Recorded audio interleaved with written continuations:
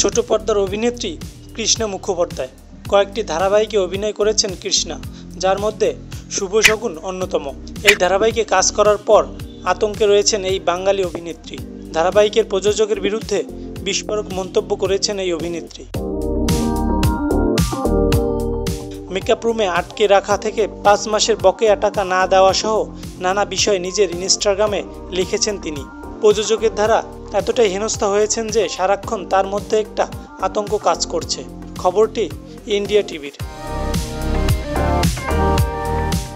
Instagram পোস্টে কৃষ্ণা তার ভয়াবহ অভিজ্ঞতার কথা শেয়ার করেছেন। তিনি জানিয়েছেন, মেকআপ রুমে তাকে অসুস্থ অবস্থায় আটকে রাখা হয়েছিল। 5 মাসের বেতন পর্যন্ত দেওয়া হয়নি। মোটা অঙ্কের পারিশ্রমিক এখনও বাকি। প্রযোজকের পক্ষ থেকে হুমকিও দেওয়া হয়েছে তাকে। এ প্রসঙ্গে কৃষ্ণা আরও লিখেন, আমি আগে কথাগুলো বলার সাহস পাইনি, কিন্তু আজ সব বলবো। আমি একটা কঠিন পরিস্থিতির মধ্যে দিয়ে যাচ্ছি। এসব কিছু সূত্রপাত আমার শেষ শো শুভ শগুনের সেট থেকে। এটি ছিল আমার জীবনের সবচেয়ে ভুল পদক্ষেপ। কৃষ্ণাকে তার পরিবার মানা করেছিল অভিযোগগুলো সামাজিক যোগাযোগ মাধ্যমে পোস্ট না করতে। তারপরও লিখেছেন অভিনেত্রী, তার মনে হয়েছে এটা সবাইকে জানানো উচিত। কৃষ্ণার ন্যায় বিচার পাওয়ার অধিকার আছে বলেই তিনি এমনটি করেছেন।